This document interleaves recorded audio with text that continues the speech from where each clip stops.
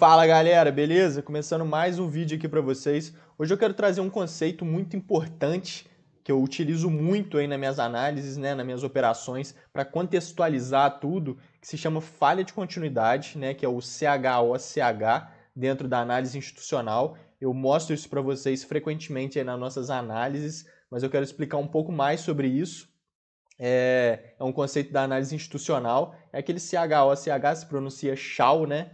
Que nada mais nada menos é a falha de continuidade. Então eu quero mostrar um pouco sobre isso para vocês e mostrar o quão importante é e que de fato é o fator mais importante para a gente ter uma reversão de tendência, né? Para quem não sabe, a gente precisa de 7 coisas para a gente ter uma reversão de tendência. Muita gente acha que é só um pivô de alta contra a tendência, já confirmou esse pivô, a gente já teve a inversão de tendência, mas na verdade isso é só uma inversão de fluxo. Agora, uma reversão de tendência de fato, a gente precisa de 7 coisas, 7 componentes, 7 conceitos, e eu quero trazer isso para vocês, e um deles, e o mais importante deles, é a falha de continuidade. Então eu vou mostrar para vocês, eu até entrei numa operação aqui no Bitcoin, não tem nada a ver com esse conceito de falha de continuidade não. Isso eu quero trazer nos exemplos que a gente teve de operações hoje no mini índice. Então a gente teve uma operação muito bonita no mini índice que segue totalmente esse conceito. Então acho que vai ser bem interessante para o crescimento de vocês, para a análise de vocês aí, na leitura de vocês.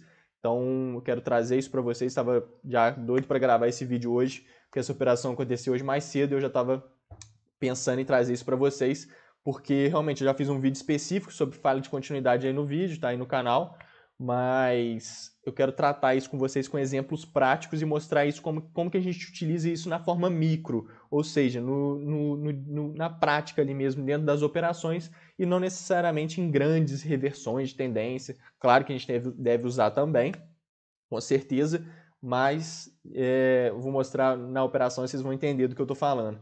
Então eu estou aqui nessa operação, já vou colocar meu stop no 0 a 0, colocar aqui no 0, vou colocar até um pouquinho no lucro, que a gente garante um lucrinho, né, de taxa. Eu já realizei uma parcial aqui embaixo, por conta dessa configuração, a gente já pegou aqui, né, nesse primeiro alvo, essa região aqui da estrutura seria o primeiro alvo, e a gente, né, estou na expectativa não é a palavra, né, mas a minha análise pode indicar que a gente pode vir aqui embaixo, buscar essa onda 5, enfim. Vamos ver o que o preço nos entrega aí. Mas o que eu quero mostrar para vocês é sobre o conceito de falha de continuidade. Então a gente pode vir aqui no gráfico de Nasdaq, beleza? Então eu vou apagar esse estudo. E aqui no gráfico de Nasdaq, por que Nasdaq? Porque o Bitcoin, as criptomoedas, elas têm seguido muito, a gente está tendo uma correlação muito grande do mercado internacional com as criptomoedas. Então o Bitcoin ele vem seguindo muito o mercado internacional. A gente pode observar aqui que a gente teve uma impulsão de alta, uma correção, outra impulsão de alta. Se a gente vem aqui no gráfico de 4 horas do Bitcoin, né, se a gente for no diário também é a mesma coisa, a gente tem a impulsão de alta, correção, impulsão de alta.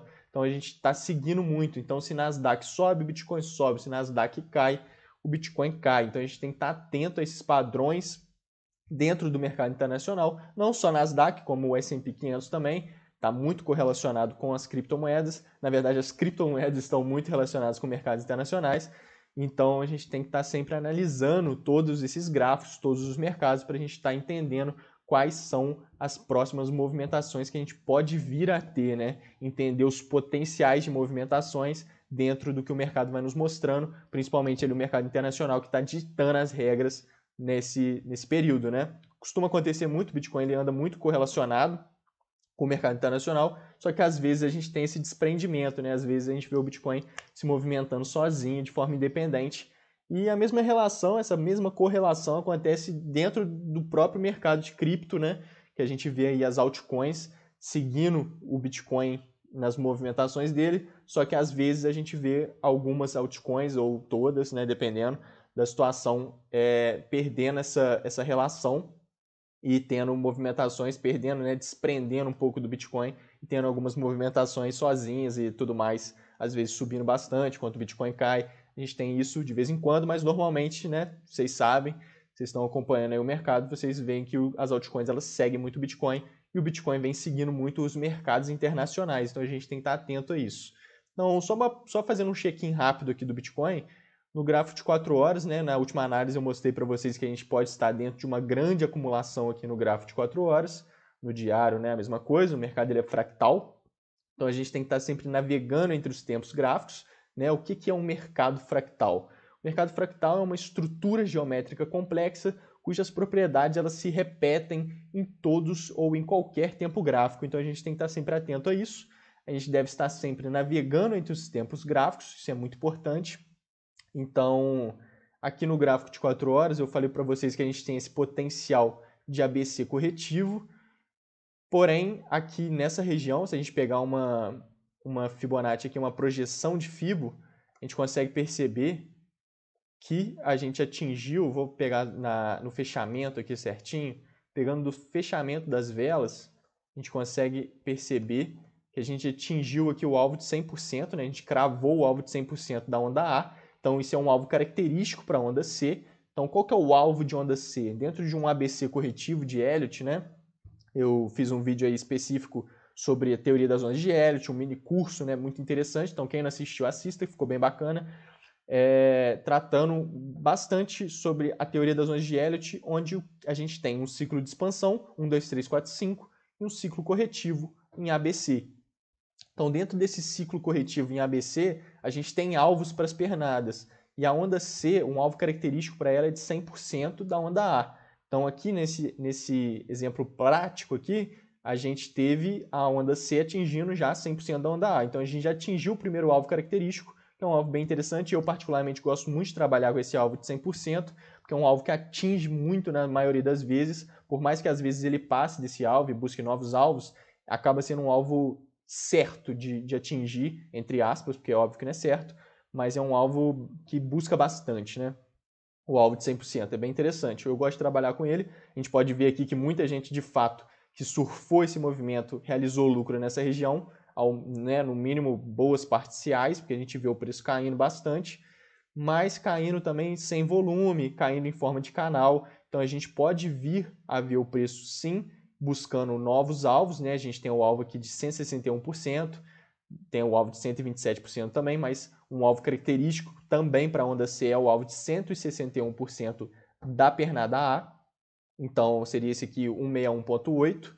Então, a gente pode ver o Bitcoin subindo, fechando esse imbalance aqui em roxo, que eu marquei, que é um imbalance do diário. A gente pode ver isso. Porém, também a gente pode, né, considerar que a onda C já finalizou aqui nesse alvo de 100% e a gente pode estar já tendo um movimento de baixa aqui, que pode se prolongar, enfim, a gente pode vir testar esse fundo aqui de 17 mil dólares, vamos ver o que vai acontecer, vamos ver o que o mercado nos entrega, né, nas próximas movimentações, mas até então o que a gente tem aqui é que o alvo que a gente atingiu, o alvo de 100%, e a gente precisa ver o quê? Comprometimento dos compradores para fazer esse movimento de alta, para buscar novos alvos.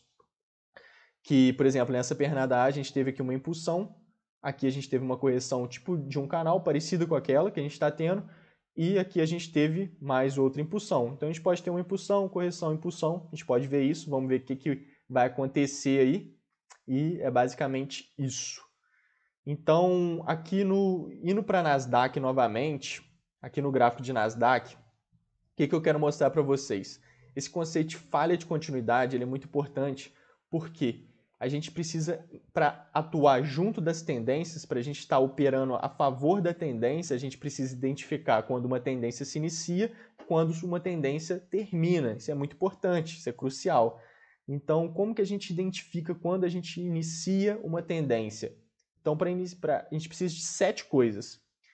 A primeira é exaustão, então anotem aí que isso é muito importante. A gente precisa de ver exaustão ou exaustões, a gente precisa ver absorção ou absorções, a gente precisa ver também divergência no RSI, a gente precisa ver inversão de fluxo, inversão de sentimento, perda de linha de tendência e médias e falha de continuidade, que é o que eu vou tratar com vocês mais em específico, porque acaba sendo o mais importante. Porque quando a gente tem a falha de continuidade, muito provavelmente a gente já teve todos os outros anteriormente. Então, o conceito principal que a gente precisa enxergar é, de fato, a falha de continuidade, é aquele CHOCH, né, que é dentro da análise institucional, a gente trata como CHOCH, que se pronuncia Chau, que nada mais é do que a falha de continuidade.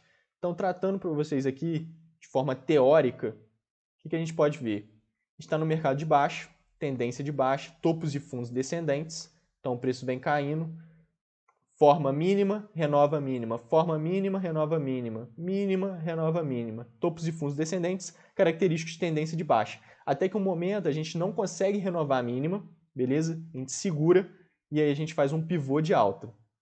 Todo mundo fala que quando a gente tem esse pivô de alta, contra a tendência, né, confirmou o pivô, a gente tem uma reversão de tendência. Isso não é verdade. Na verdade, isso é só uma inversão de fluxo, que nada mais é do que só um dos 7 conceitos que eu falei para vocês que a gente precisa ter para ter uma reversão de tendência de fato.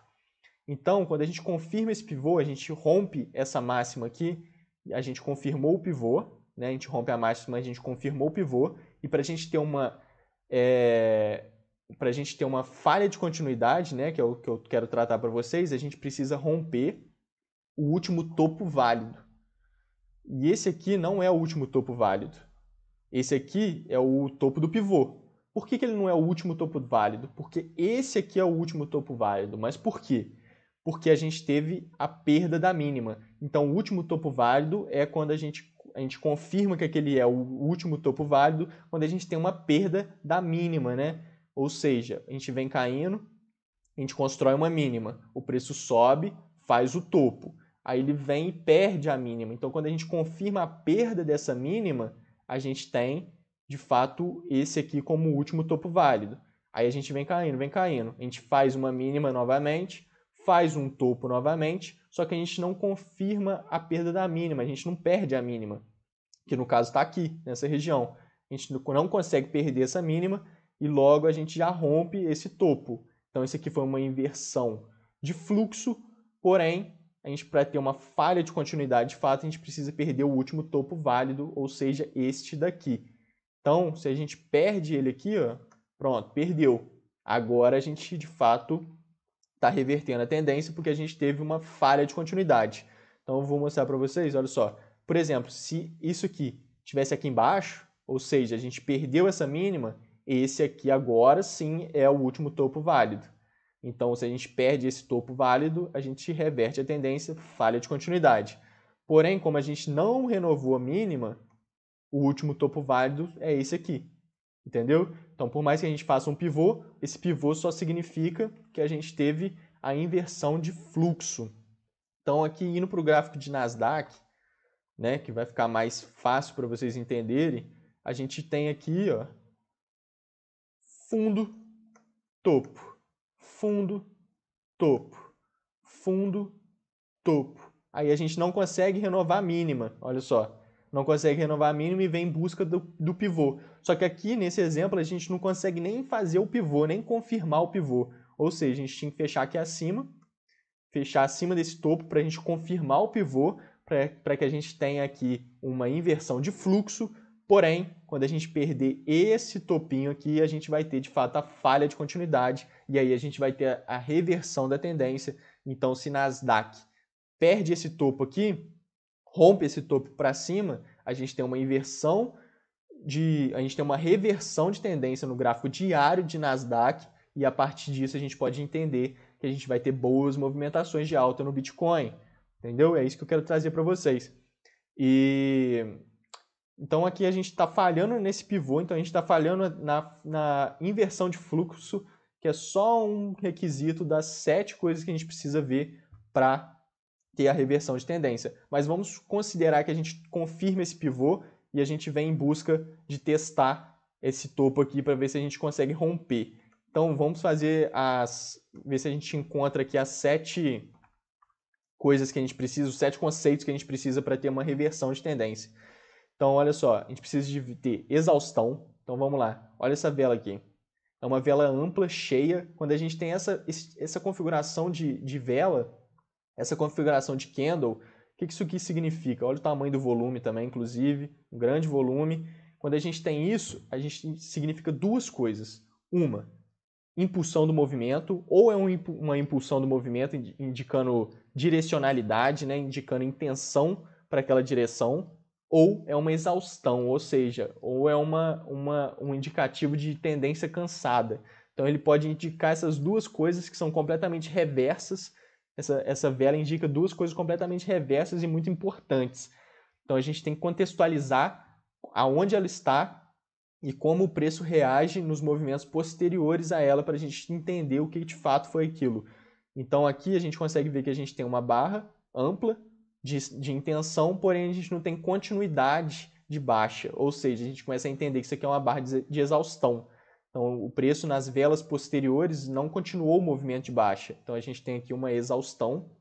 Absorção, essa região aqui a gente tem absorção, olha só como é que o preço vem absorvendo nessa região. Aqui mesmo, nessa própria vela de absorção, esse volume tão grande aqui, indica que a gente tem sim volume comprador em segundo plano, tá? Inclusive porque o preço não consegue também continuar o movimento de baixo. Então aqui essa outra velinha aqui, que foi um doji, né? O preço ficou indeciso, a gente tem absorção nele também, porque olha o tamanho do volume, quase do mesmo tamanho dessa vela ampla. E olha só o resultado quase inexistente para um volume, olha só, do tamanho praticamente dessa outra vela. Então, fazendo uma análise de preço e volume, a gente consegue perceber que a gente tem, sim, exaustões. Então, a gente tem absorção, exaustão, divergência. A gente pode puxar o RSI e observar que aqui, nessa região, vou pegar aqui o pincel, olha só, a gente tem o fundo e aqui a gente tem outro fundo. Esse fundo renova a mínima. A gente tem uma mínima aqui, esse aqui renovou a mínima. Perdeu essa mínima, renovou. Aqui no RSI a gente não renova, olha aí. O RSI a gente tem esse fundo e esse fundo está mais acima. Então ele não renovou no RSI, a força relativa ela não está acompanhando o preço. Então quando a gente tem isso, a gente tem divergência no RSI. Então mais um componente lá para a nossa reversão de tendência. Divergência no RSI. Espera aí, se eu apagar aqui. Então a gente tem exaustão, absorção, divergência no RSI e a gente precisa ver o quê? Inversão de fluxo. Então a gente tem que ter a confirmação desse pivô. Então a gente precisa romper essa máxima aqui para a gente ter a inversão de fluxo. Inversão de sentimento, ela tá muito ligada com aqueles gráficos, aqueles indicadores de sentimento. Então a gente pode, eu já trouxe um para vocês em algum vídeo específico falando sobre o Fear and Greed Index, né, que dentro das criptomoedas, que mostra ali um sentimento do mercado. Tem também o Long Short Rate, que mostra dentro de um gráfico quantas, né, a porcentagem de basicamente mostra quantas pessoas estão querendo vender, quantas estão querendo comprar, né, para mostrar que a maioria das pessoas estão apostando na baixa, a maioria das pessoas estão apostando na alta, enfim.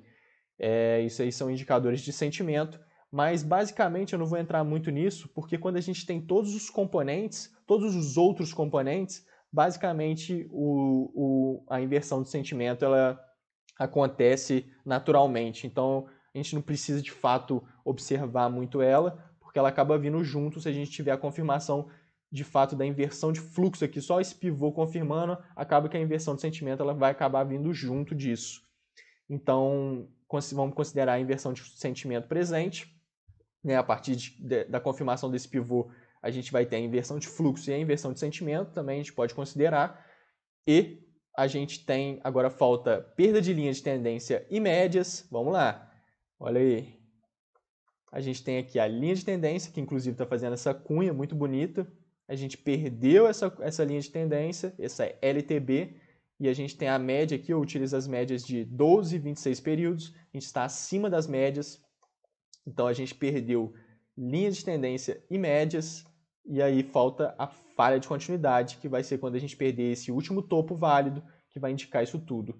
Então, é basicamente isso, eu quero mostrar agora a operação aqui no mini índice, que vai explicar como que a gente pode utilizar essa falha de continuidade no micro, né? Isso que eu expliquei foi uma análise mais ampla no diário. Quando isso acontecer, a gente vai ter de fato boas movimentações, tanto no mercado internacional quanto no mercado de criptomoedas. Então é uma visão mais macro sobre esse princípio, sobre esse conceito institucional, que é o da falha de continuidade.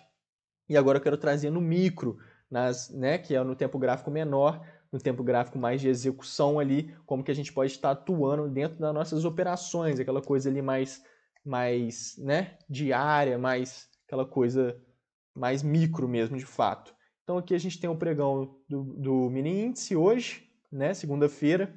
A gente abriu nesse gap de baixa, fechando inclusive um gap passado que a gente tinha aqui. A gente estava com esse gap aberto, tivemos aqui o fechamento desse gap, agora a gente deixou esse gap aqui em aberto. Então inclusive eu vou até colocar esse retângulo para cá, tá? Indicando aqui esse gap em aberto, para ficar sabendo que a gente tem que fechar esse gap em algum momento, né? Muito provavelmente a gente vai fechar os gaps. Existem gaps de fato que nunca fecham, tá? Tem gaps que nunca fecham, mas a maioria das vezes o mercado tende a fechar os gaps, nem que seja daqui a 1 ano, 2, 3 anos. Então, um gap ele acaba sempre sendo fechado. Claro que existem gaps que nunca são fechados, mas isso é bem raro. Então, quando a gente tem as probabilidades a nosso favor, é importante a gente considerar elas como fato do que se a gente ficar considerando que é só uma probabilidade, porque é difícil a gente atuar, né, a partir de uma coisa que a gente, às vezes acontece, às vezes não acontece. A gente tem que ser convicto, né, apesar de que a gente tem que entender que a gente trabalha em cima de probabilidades, a gente tem que ser convicto no que a gente prega, né, então a gente muito provavelmente vai fechar esse gap uma hora ou outra, então é importante considerar isso. Mas, olha aqui, a gente consegue ver que a gente veio numa tendência de baixa, né? O mercado iniciou aqui hoje, viemos caindo, fazendo topos e fundos descendentes, beleza? Então, a gente veio caindo e o que a gente tem aqui? Uma característica muito interessante. Olha essa impulsão aqui, olha o tamanho dela, beleza? A gente tem um tamanho bem amplo. A gente corrigiu, olha o tamanho dessa outra impulsão, muito menor. Perdemos mínima, mas não tivemos continuidade do movimento de baixa. O preço logo subiu de novo, corrigindo, e olha o tamanho dessa impulsão, menor ainda. Então aqui a gente tem uma impulsão grande, aqui a gente tem uma menor que ela, e aqui a gente tem uma menor ainda, também perdendo mínima, sem continuidade do movimento de baixa. Quando a gente tem essa característica de pernadas de impulso perdendo amplitude, o preço afunilando, a gente tem o quê? A formação de uma cunha. Então a gente tem uma formação de um padrão gráfico, né? A cunha, né? Um triângulo diagonal dentro da teoria das zonas de Elliott, mas nada mais nada menos do que uma cunha. Então a gente tem a formação dessa cunha, o preço vai perdendo amplitude, né? As pernadas de impulso vão perdendo amplitude, o preço vai afunilando. A gente tem essa característica de perda de mínimas sem continuidade do movimento. Então a gente tem aqui a formação de uma cunha. E quando a gente identifica essa cunha, uma cunha descendente, né? A gente sabe que cunhas descendentes rompem para cima. A gente poderia estar atuando aqui, obviamente, mas eu gosto de construir um contexto, eu gosto de construir coisas, trabalhar em cima de coisas bem fundamentadas. Aqui a gente está numa tendência de baixa, então nada nos indicaria que a gente poderia ter um movimento de alta. Só tá, uma cunha. Mas aí a gente vem e começa a trabalhar com análise de preço e volume, APV. Então olha só, volume descendente, característico de cunha, bem interessante. Então, por que o volume descendente? Porque a gente está tendo a perda de amplitude das pernadas, a gente perde fundo e não tem continuidade, o preço vem afunilando, o volume fica descendente, demonstrando o quê? Junto de tudo isso que eu falei, o volume descendente mostra que a gente está, de fato, perdendo o interesse em continuar nesse movimento de baixa. Então, a gente tem que ficar atento ao quê? Uma possível movimentação de alta. Então, foi o que o preço fez. A gente vê aqui claramente o preço se movimentando em alta, e aí a gente tem o conceito da falha de continuidade. Olha só, a gente vem fazendo topos e fundos, topo, fundo, topo, fundo, topo, fundo, e aí a gente vem aqui, olha só, a gente faz um pivô, olha que interessante, confirma o pivô, a gente perde a máxima aqui desse topo, porém esse topo aqui não é o último topo válido, lembra? O último topo válido é esse aqui, por quê? Aqui, ó, olha só, nessa região, olha só, a gente não perdeu a mínima. Se a gente tivesse perdido a mínima, essa aqui é a mínima. Se a gente tivesse perdido essa mínima, esse aqui seria o último topo válido. Como a gente não perdeu, esse aqui é só um topo. Caso a gente perca ele, vai estar confirmando o pivô. A gente tem aqui uma inversão de fluxo. Então aqui a gente confirmou esse pivô, tivemos uma inversão de fluxo e aqui nessa região é o último topo válido, beleza? Esse aqui é o último topo válido e a gente consegue perceber que o preço fechou acima desse último topo válido, rompeu ele. Então a partir desse momento a gente tem o quê? Uma falha de continuidade, porque a gente tem todas as outras coisas após ela. Então por isso que eu falo para vocês, É importante a gente saber todas essas 7 coisas que a gente precisa, todos esses 7 conceitos para uma reversão de tendência, muito importante. Mas, quando a gente tem a falha de continuidade, muito provavelmente a gente já teve todas as outras anteriormente. Então, a gente consegue ver aqui o preço absorvendo, o preço tendo exaustões, olha só, esticando em barras amplas aqui também, sem continuidade de baixa. Então, aqui a gente deu uma absorção. Aqui a gente teve uma exaustão, preço subiu, outra exaustão, preço subiu. Tá vendo? O preço, né, tendo barras amplas de baixa sem continuidade da baixa. Então aqui a gente tem um pivô de alta, inversão de fluxo, a gente tem inversão de sentimento consequentemente, a gente tem perda de linha de tendência e médias. Olha a linha de tendência aqui, o preço vem, perde ela, as médias estão abaixo, logo aqui a gente está acima das médias, olha só, perdeu as médias. Então a gente tem perda de linha de tendência e médias, e aqui a gente confirma falha de continuidade, e a gente pode estar atuando agora numa tendência de alta, porque agora a gente inverteu para uma tendência de alta. Então a gente busca por compras. Aí a gente pega aqui, olha só, como formou um padrão muito bonito, ombro esquerdo, ombro direito, cabeça, ombro direito, ombro esquerdo, cabeça, ombro direito, um OCOI, beleza? Um OCOI ascendente, que é o com maior potencial de alta, que é o que tem de fato a falha de continuidade, né? Dentro dos ombros, cabeça, ombros, a gente tem 3 tipos: ascendente, descendente e o plano. E o mais interessante aqui de OCOI é, de fato, o ascendente, justamente por conta dessa falha de continuidade, que a gente perde o último topo válido, e isso indica que a gente, de fato, pode ter uma probabilidade maior de movimento de alta. Então, beleza, a gente contextualizou aqui, construiu todo um contexto, e a gente sabe que em algum momento dessa descida a gente quer se posicionar para estar aproveitando, né, esse ombro direito, para a gente estar aproveitando esse movimento. Mas como que a gente se posiciona, Pedro? Como que eu entro nessa posição? Aonde que eu entro? Qual que é o time correto? Então agora a gente vai trabalhar o time para essa operação. Então eu pego aqui uma Fibonacci, traço aqui da amplitude da cabeça e eu vejo o preço segurando na 7,8 de Fibonacci. Voltando aqui, galera, olha só. Então a gente vê o preço segurando na 7,8 de Fibonacci, que é uma região interessante, por mais que a 61,8 seja o melhor ponto. A verdade é que o melhor ponto de Fibonacci é onde você encontra mais confluências. Então a gente tem que contextualizar essa região. Então aqui a gente tem o preço segurando na 7,8 de Fibonacci, beleza. A gente pega um volume profile, traça de toda essa impulsão aqui, olha o que a gente encontra. Uma região de POC. Olha só, a gente tem a POC nessa região, maravilhoso. A gente tem a POC nessa região, então a gente tem uma região de POC. Espera aí. Então a gente tem aqui uma região de POC, mais 7,8 de Fibonacci, mais esse order blockzinho aqui. Então a gente tem um bloco de ordens aqui, que é uma região muito importante para o preço segurar também. Então a gente tem a POC, o order block, a gente tem a 7,8 de Fibonacci.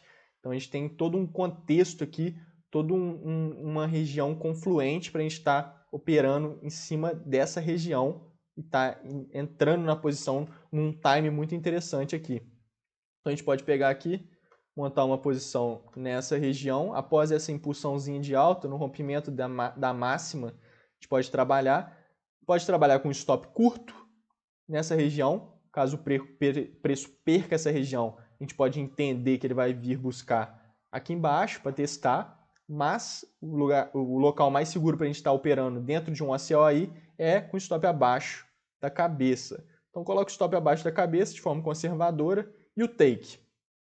Take a gente pode trabalhar com Fibonacci, projeção de Fibonacci dessa extensão projetada para cá. Olha só, a gente tem um alvo de 127% cravado, pegou o alvo de 100%, passou direto, alvo de 127% cravado, chegou até na metade aqui, próximo do alvo de 161%, porém, olha a absorção que a gente tem aqui. Olha só, esse resultado para esse volume, olha só. Isso aqui é uma absorção nítida, né? Um martelo aqui e tal, mas eu particularmente não utilizo muito o padrão de candle. Eu levo mais para que de fato aconteceu aqui, foi uma absorção. A gente teve uma absorção, volume muito alto. Olha só o tamanho dessa vela. e olha o volume, olha o esforço. Agora, olha o tamanho desse resultado, que é essa velinha vermelha, e olha o volume, olha o esforço. Até maior para um resultado muito menor, e aqui um resultado muito maior para um esforço menor. Ou seja, a gente teve uma bela absorção aqui, e o preço na segunda vela veio tentando subir, caiu de novo, então a gente com certeza fecharia a nossa posição mais ou menos na metade dessa vela aqui, beleza? Por conta de que já atingiu alvos e que a gente está tendo o quê? A oferta está entrando nessa região. E outra coisa para confluenciar esse ponto de alvo é o quê? Qual que é o alvo característico de uma cunha? É o seu início. E olha só esse início aqui com um belo order block. Tá muito bonito esse order block. Olha só como é que o preço caiu logo depois dele. Então o último candle de alta antes de uma grande queda é um order block. O último candle de baixa dentro de uma grande alta é um order block também. Então aqui a gente tem um belo order block, bem bonito, nessa região. Olha só como é que a gente consegue contextualizar esse alvo de 127% junto dessa absorção do preço, entrada de oferta, mais order block, mais order block posicionado num alvo característico de cunha, que é o seu início, ou seja, que foi o início da cunha, então é o alvo característico da cunha, é o seu início. Aqui a gente também tinha um belo de um order block, e aqui a gente confluenciava junto com projeção de Fibonacci ao alvo de 127%. Então a gente tem essa região aqui muito interessante para a gente estar fechando essa operação, beleza? Ó, eu apaguei o... Então a gente puxa aqui embaixo, ó, o stop aqui embaixo e o take aqui na 50% desse order block estava perfeito, beleza? 465 pontos, trade bem bonito, bem bacana e seguindo muito esse conceito de falha de continuidade, tá vendo como que ele é importante aqui, como que ele faz parte de todo o contexto que a gente constrói por conta da gente ter a convicção de que de fato a gente pode ter esse movimento de alta, sabe? É contextual, o mercado é contextual. A gente precisa contextualizar para a gente, de fato, conseguir montar posições assertivas, né, no mercado. Então, é isso que eu queria trazer para vocês, beleza? Muito obrigado por assistir, galera. Tamo junto, valeu, fui!